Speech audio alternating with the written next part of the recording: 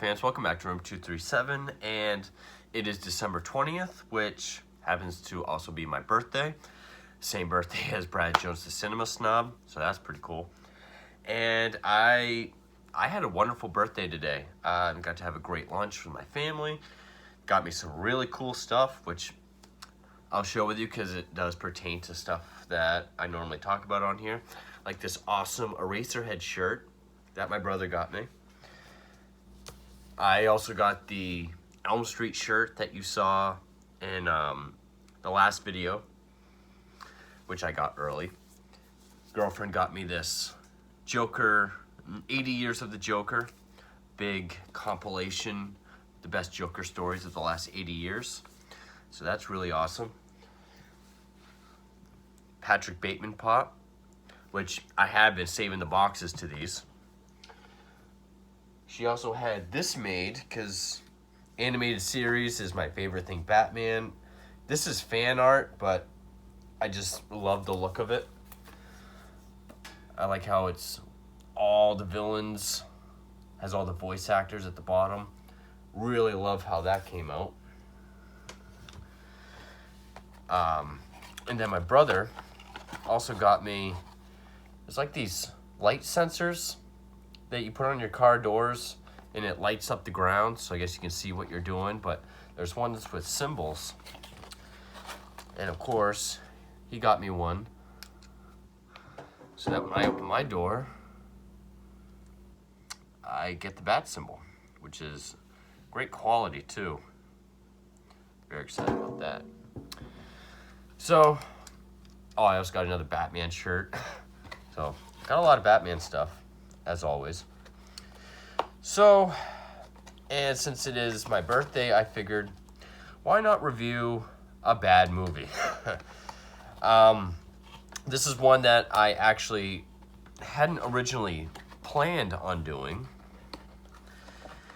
But I saw that it was on Hulu, so I figured, why not? Don't really have much other ones planned for the rest of the season. I know that's crooked. And I know this is one that's been on Hulu for a while. Sorry I rambled through that quickly, but so yeah, this is on Hulu and is 2017's Once Upon a Time at Christmas. Now, for a few months now, I've been getting at least 1 or 2 automatic downvotes on every single video within minutes of uploading it. Okay? I'm sure it's a sub, which if you're subscribing, I don't know why anyone would do that. But with this, I think I'm going to get a lot more because I wasn't a fan of this movie. But I've been seeing on YouTube that this is actually a pretty well-liked film. I think most people agree that it's a bad movie, but it's one of those so bad it's good or good bad movies. There's a lot of people that found it entertaining and enjoyable as hell. For me, I was not a fan of this film. There were a couple ideas that I thought were quite original and creative. I just wish they were in a much better movie. Came out in 2017. I do know that there is a sequel, The Nights Before Christmas, which came out last year. If I come across it, I will review it. But, so this was directed by Paul Tanter, who also wrote it with Simon Phillips and Christopher Jolly. You think that guy would be able to write a great Christmas movie. And it stars people like Simon Phillips, Sayla DeGode, I hope I pronounced that right, Yana Gold,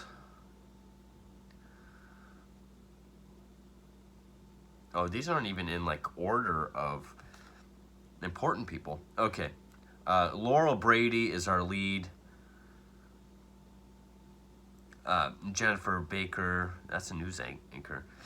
It stars a bunch of nobodies, but the killers are Simon Phillips and Sayla DeGode. And does this say? I guess it was made for $1 million, and I think it all is in like the same kind of location. Who put this out?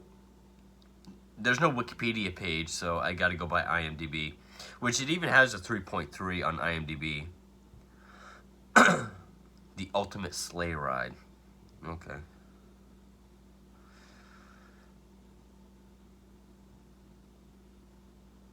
Followed by Nightmare. The Nights Before Christmas. Okay, so it's a Killer Santa movie. Only this time, the Killer Santa is accompanied by a killer Mrs. Claus. Okay? From what I've seen, I haven't seen that before. It takes place in this small town called Woodridge. It opens up with the ending of the movie, then it cuts back, we work our way forward. It's one of those. And just, for me, again, there's a lot of people that really like this movie. They agree it's bad, but they found it very entertaining. I was not a fan of the writing, the acting, or the cast, the production, the effects. There's a lot of really shoddy CGI. My last review was Ant and the Apocalypse, and that has some CGI in it as well, but I also really enjoyed that as a movie. However, that also had some practical to go along with it. This has some practical, but from what I saw, the practical was more of like the aftermath, like when we see the bodies. This had just really cheap. I mean, like, stuff you buy. Oh, what is the name of that program my friend had? Like, just a movie production program that you install on your computer for, like, blood and stuff. And they're targeting these people throughout this small town. We go back to December 13th. We work our way up to Christmas with a new murder every day. And that's basically it. There's no real likable characters. They're all poorly acted. I will say that. The Killer Santa, played by Simon Phillips, and the Killer Mrs. Claus, played by Sayla DeGode. You can tell they're having fun with the roles. There's just not much to them.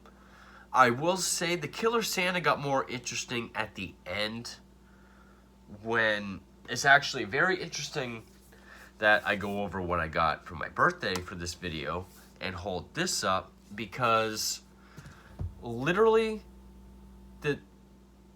the killer clauses, we get the idea, okay, well, obviously they're insane, but yes, they are criminally insane escapees.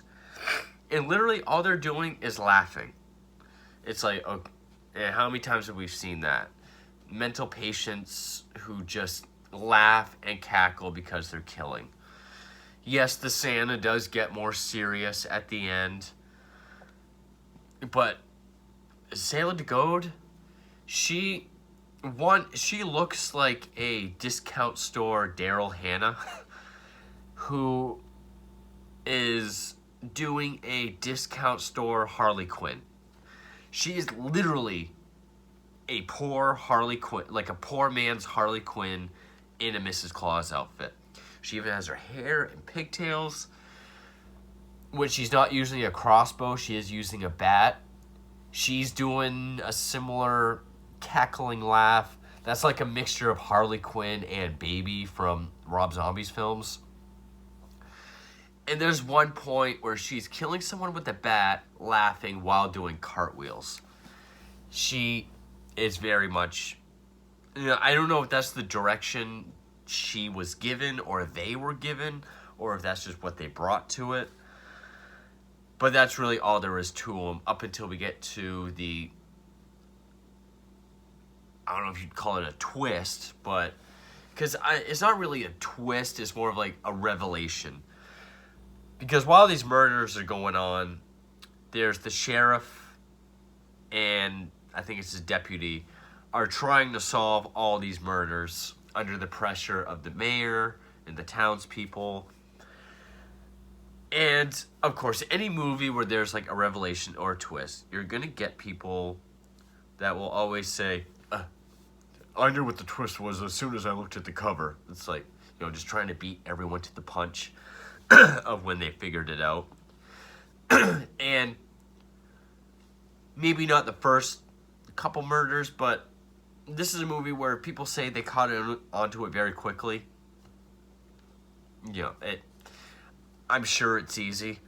I was so disinterested that I did not pick up on, and I'm usually pretty good at guessing what the outcome is, but I was just so disinterested and just found this as such a blah, poor movie that I didn't pick up on all the clues and the breadcrumbs, I guess, that when the revelation came, I actually thought, that's actually very interesting. That's very creative.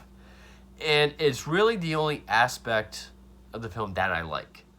So much so that I desperately wish it was in a better movie. Like, if this was to the quality of, and I know this is a movie that's loved by everybody, it is a cult film, but like the original is Silent Night, Deadly Night. If there was another Killer Santa movie that was that good, but they put that aspect of the story in it, it would be another big classic Killer Santa movie. I'll get to that eventually. And there's this group of girls that live there, like high school girls. The lead is a girl named Jen, who's played by, Laura, I want to say Laura Brady, but I know that's not right. It is Laurel Brady. She's our our lead. We first see her parents are arguing, and we get the idea that they're gonna get divorced after Christmas. Her mother, played by Brooke Fletcher, is very cold about it. Like, even addresses the father to her, not as your dad or your father or dad, but Frank, just addresses him by name. Jen's very upset about it, but she goes to work, and she gets a job at the mall as an elf for the mall Santa. Which actually, before we see that, we see the first murder, which is a guy in a Santa suit. Which actually, I got to keep backtracking. It opens up with the Mrs. Claus in a holding cell, the deputy or whatever, who sometimes, there's some things he does with his face where he looks like a cross between the lead rapist in the Spit on Your Grave remake and James Rolfe. I know that's a weird mix, but... And saying how, we're going to catch him, we've already wounded him, we're going to get him, and then you're both going to the chair. And then we cut back to December 13th, where we see them kill... Well, I don't even remember if we see them kill him, but we see the sheriff and the deputy at the crime scene. Santa's been decapitated, this other Santa. So then, parents getting divorced, Jen being upset, going to her job to be an elf at the mall. Her friends are there, and they say, hey, the dead guy, all the cops are talking about outside, is the Santa that's supposed to be here. And her friends, there's not much to them. I mean, I don't even really remember their names. Like,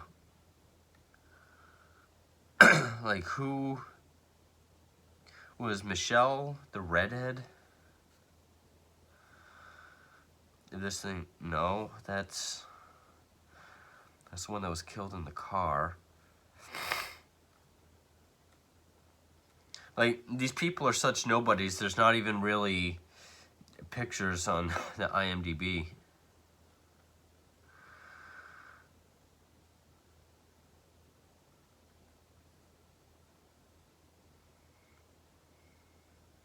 Is it Amy Tremblay? It's so blurry I can't even fucking see. Whoever it is, there's the redheaded friend who her whole deal is that she's a slut. That's her character. Talks about how her boyfriend has a small dick. All she wants is a guy with a huge dick. She berates her boyfriend in front of everyone. Like, so, we have our annual boyfriend review, January 1st. You need to step up your game. Even though he's trying to be playful and nice to her. Jen's boyfriend comes up and they talk about the annual drum fest on Christmas Eve. This one girl's a swimmer. And then the murder that night, because we see this like calendar pop up. It's like a light up calendar. December 14th, there's this couple that's at like this makeout point called Turtle Dove Point or whatever. They're making out in the car, and the girl's like, I feel like you're still hung up on your ex-girlfriend. He's like, Jen? No, baby. They keep going at it, and she says she heard a noise under the car. He's like, it's nothing. Continue making out. The Clauses are bashing the window with their axe and whatnot. He goes to start it, but they can't start it. They throw a flare. Car is engulfed in flames. And, I mean, when I first saw it, it looked like they were just sitting in the car screaming, like, I don't know what to do. But then when the sheriff and the deputy get there, they're like, well, there's gas all over. Like, gas lines have been cut. Starter wires have been cut. There's a flare. And this is what's weird, because then we go right to the 15th, which is the Clauses go to this household called the Frenchins. And Mrs. Claus is take away the New York accent from Harley Quinn and give her like a southern drawl. It's like, I need a lawyer. Santa said won't get me a bear trap for Christmas. And the mother of the household is like, well, because, I'm a lawyer, and I do specialize in divorces. Santa comes in through the back, kills, I think it's the two daughters. She kills the mother. And then we go right to the next day. And this is why the writing is off. Because the slut friend is talking to Jen, who's an elf, even though there's no Santa. And she's like, did you hear about Troy? She says, no. And she was like, he died last night in some sort of accident. Troy was the guy in the car that actually died 2 nights ago. So, and there's a couple scenes that feel out of place, and that's one of them. It says he died last night, but this is December 16th. He died on the 14th. Nitpick, I know, but again, the acting is just, and like her whole acting is like eyebrows and just like unimpressed with everything, I guess. She asked her to go to a bar with her friends. She's like, you're not going to get served. She's like, I have boobs. Guys are dumb. So they go to the bar and then get mad that they're getting hit on. So her and her 4 friends all go in the bathroom together, as girls at bars do. They hear crying in a stall. I almost said cell. One of the girls tries talking to whoever's in there. She looks, arrow through the eye. Mrs. Claus comes out with a crossbow. And there's one girl there, like literally her acting is, no.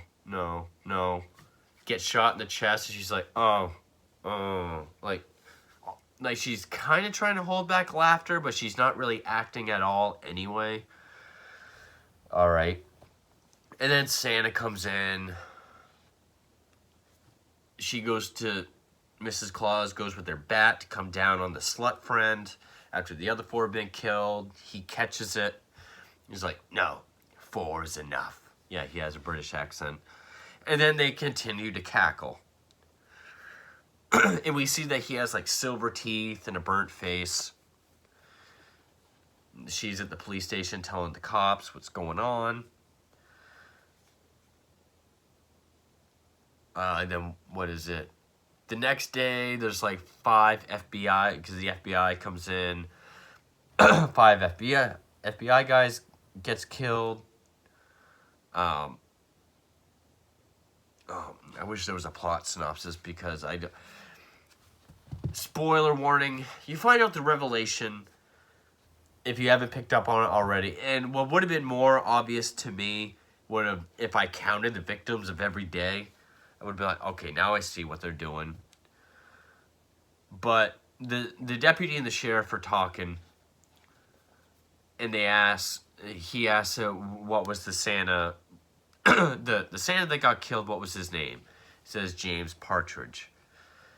And one thing I did forget to mention was they found a pear with a bite taken out of it, and they send that out for DNA, because where it was snowing, there's no prints. And that's when the sheriff is like, a partridge and a pear tree. The next murder was a couple at Turtle Dove Point or whatever, 2 turtle doves. The mother and the 2 girls at the Frenchin house, 3 French hens. The 4 girls at the bar, the 4 calling birds, all the way up through the 12 days of Christmas. And this happens by the time we get up to day 10. I think it's 6 geese laying. There was like 7.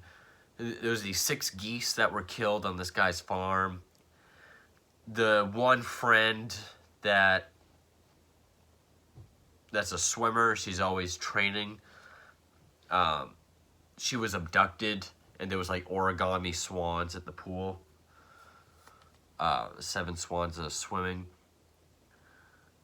8 maids of milking. There was like milk machines that were destroyed. They go through all of it.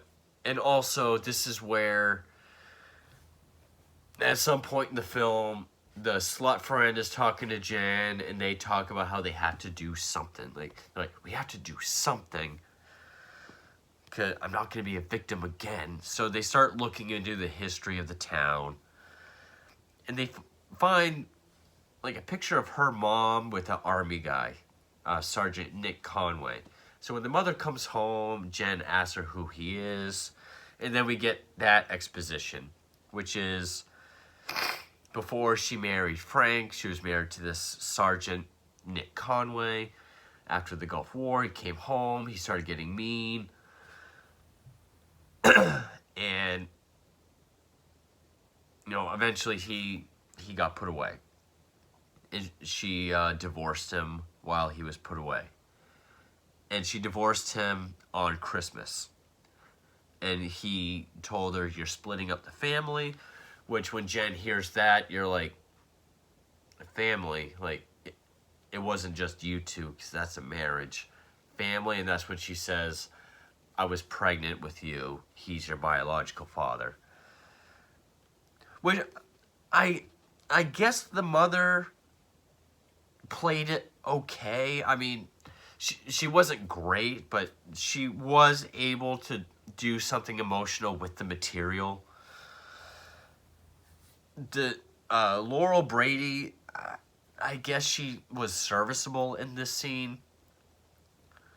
She kind of felt like she was playing like a 13-year-old sitcom girl. Like when she's talking to her friend, she kind of does like the little girl kind of giggle after almost every line. That's what I got from it. More like a sitcom daughter. And so where is Nick now? And mother tells her that he was put away in this hospital for the criminally insane, but he died because the asylum caught on fire. They found, and he died in it. And then that was either before or after. Oh, this was, and then we get the scene of the sheriff and the deputy figuring out that it's the 12 days of Christmas. That's the MO. And And the mayor who like fired, which the mayor is basically the mayor from Jaws, because he refuses to shut down the mall or put a curfew out. He goes to a strip club for his son's bachelor party, and for whatever reason, he kept reminding me of David Spade, like now, and I don't know why. He fires the sheriff, but they don't care. Sheriff's still working. Then I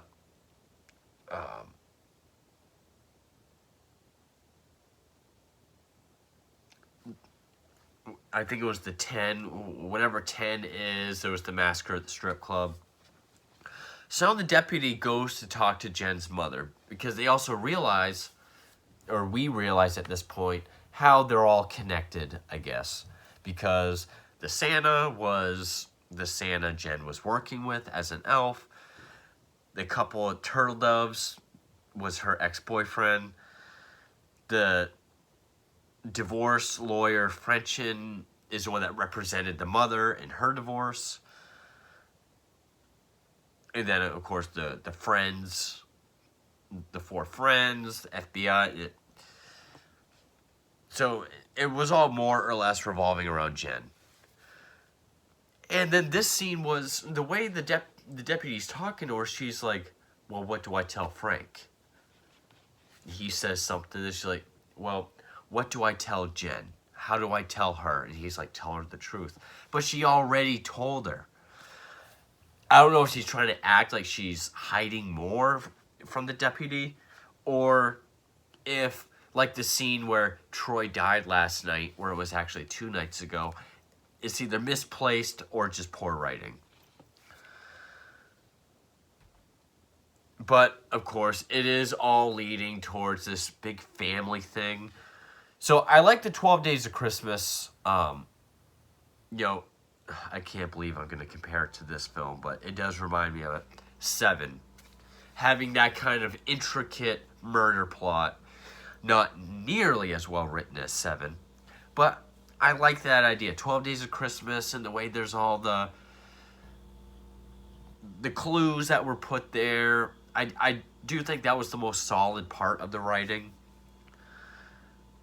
And also, no matter how insane the Santa is, he always sticks to it. Like, even if there is a potential victim there, if they've already killed the victims, he doesn't allow them to get killed. So then, Jen and her friend are at this drum fest where their boyfriends are participating. The Clauses come, and he has her mother and the swim friend dressed as elves with bombs attached to them. Oh yeah, because they already abducted the mom from the house and killed the dad. Which, he comes in through the door, and then she comes downstairs from, I guess, killing the dad. And she does like this weird, like, crab stance, like, with her legs, like that. And she's doing like this weird, like, almost like baby laugh from Rob Zombie. And like doing this thing, but it's awkward to look at. Oh, and then they explain the face and the teeth. Because when she's talking to the deputy, and she just keeps spilling more information. Like, you knew all this the whole time and you never thought. Like, she was like, I know he's dead.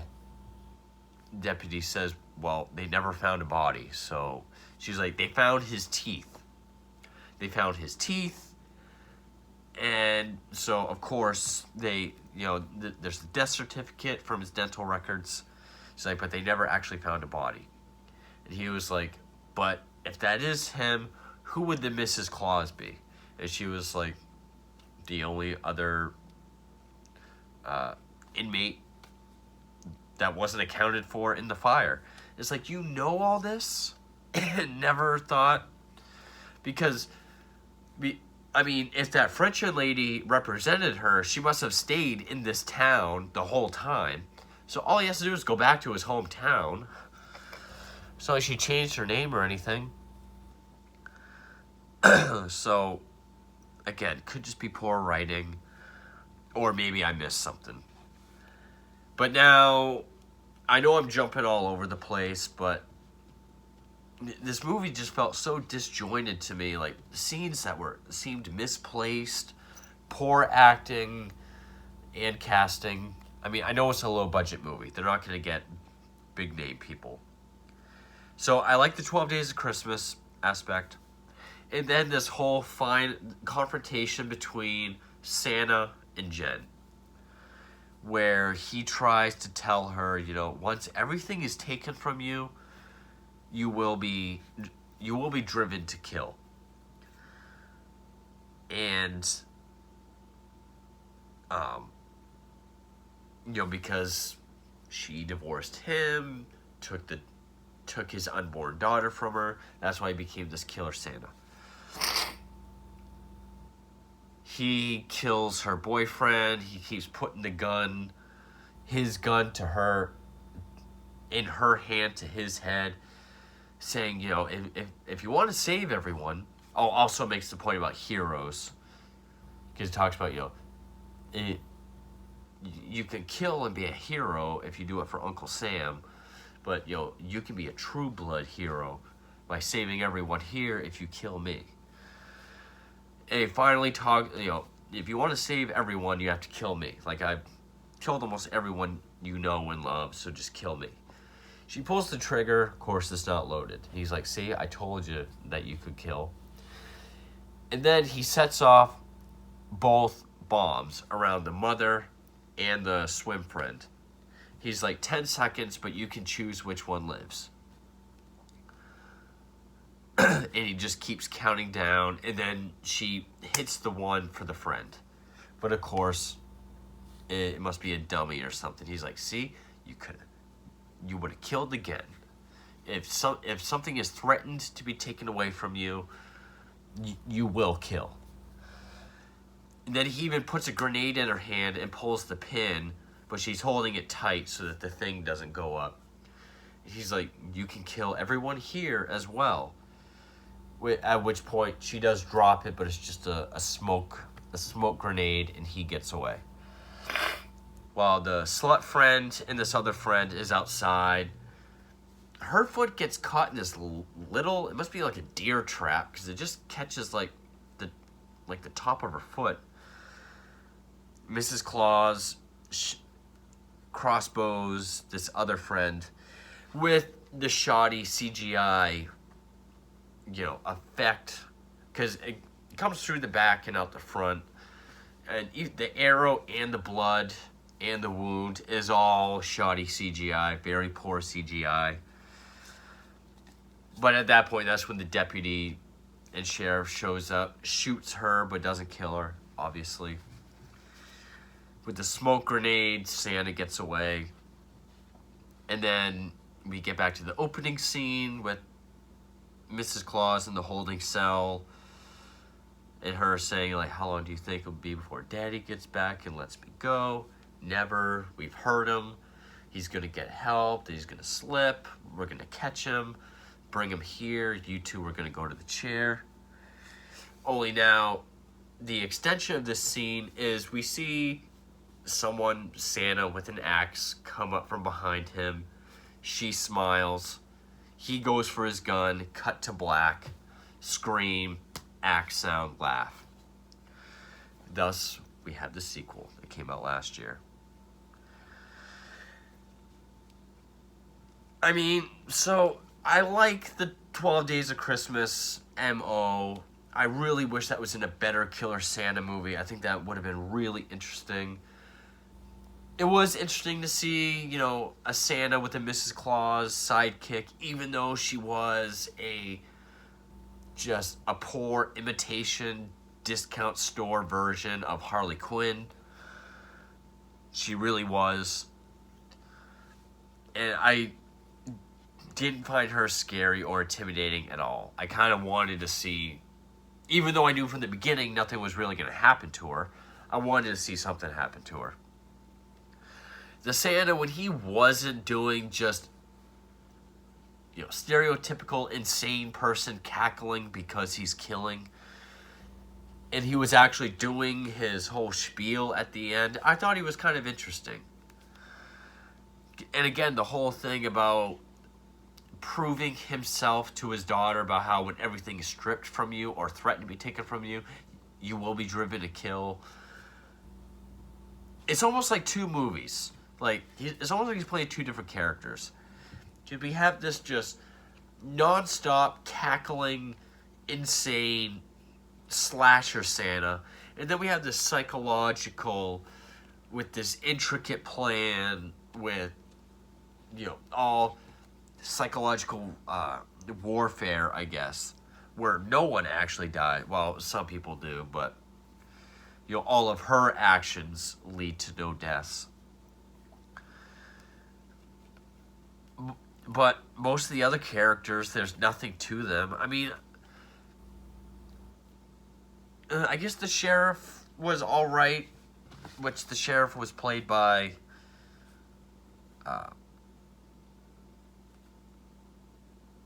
Barry Kennedy. And a deputy was played by Jeff Ellenberger. The sheriff, I thought, was a better actor than the deputy, but I thought they were both fine. They're both fairly serviceable. The friends, I thought, were just annoying, especially the slutty one. And it's like she cheated death twice. And we didn't even really get an arc for the Jen character. She went through all that, and we just kind of see how she's left at the end of her ordeal. We don't get, like, an epilogue to her character. We don't see what the ordeal has done to her. We don't get the completion of the arc. And, poor production, very poor effects, not that great editing. It's not as bad as, say, Silent Night, Deadly Night 2, where a scene, like, a conversation will just end, go to, like, a kill, and then cut back to where we were. I will say that is a much better so bad it's good movie. A much better good bad movie. Way more entertaining. And poor acting. Writing, just it's. I thought this was a very poor film across the board, except for the 12 Days of Christmas MO and his whole one-on-one kind of psychological game at the very end. And I just really wish they were in a better Killer Santa movie. Now, I will say this is better than Stephen C. Miller's Silent Night. I hate that piece of shit. Other 80s slasher Christmas films like To All a Good Night or Don't Open Till Christmas are just incredibly forgettable. This is bad, but I will remember it more than those. So,